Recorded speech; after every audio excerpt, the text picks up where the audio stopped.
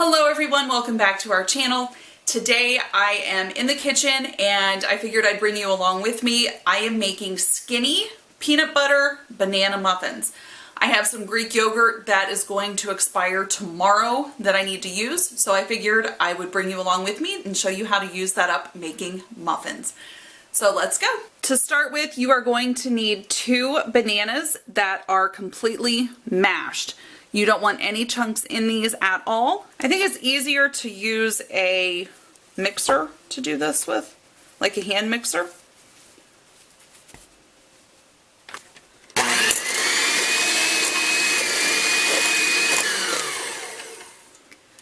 So you can see that is more of a puree and there are no chunks left in this at all. So that's what you want. To the bananas, we're adding 1/4 cup of honey, 1/4 cup of brown sugar, and 1/2 cup of plain non-fat Greek yogurt. Now if you use the full fat, these muffins just won't be as skinny as this one is. And then you're going to mix this together. Next, add 1 egg and 1/3 cup of unsweetened almond milk. And then mix away. Add in 1/2 cup of creamy peanut butter. It doesn't matter what brand you use. Mine is the Save-A-Lot brand because it's the cheapest. And then you're going to need 2 teaspoons of vanilla. 1 and 2. All right, then mix this all up. Into a separate bowl, you are going to add 1 teaspoon of baking powder, 1 teaspoon of baking soda, and 1 teaspoon of ground cinnamon.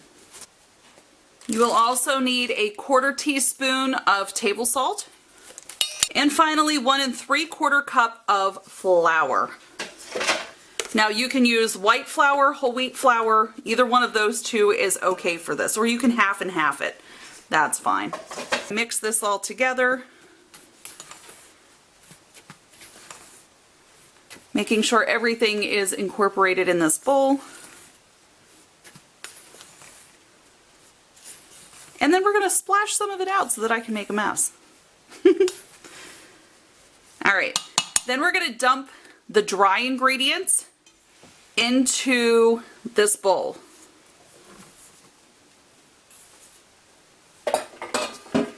Now I like to get my spatula in there a little bit before I take the mixer to it so it doesn't go flying everywhere. Mix this really well.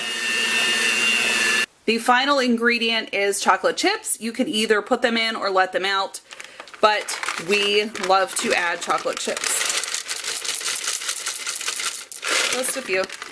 And I always store my chocolate chips in one of these cashew boxes because I like to make waffles and stuff too for breakfast and pancakes for my daughter. And it's just a good way to keep them from going bad. It's just to save these containers and put them in. You want to preheat your oven to 425 degrees at this time. Take whatever cooking spray you use and go ahead and spray your muffin tins. We're not using liners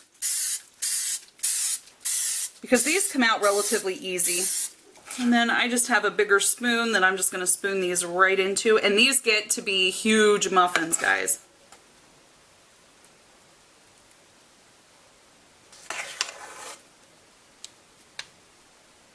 This is a little bit of a different cook time, so you are going to bake these for 5 minutes at 425. Keep them in the oven and reduce the heat to 350 and cook them for an additional 12 minutes. The trick to knowing when these are done is you put a toothpick in it, and when they come out and it's clean, then you know it is cooked the whole way through.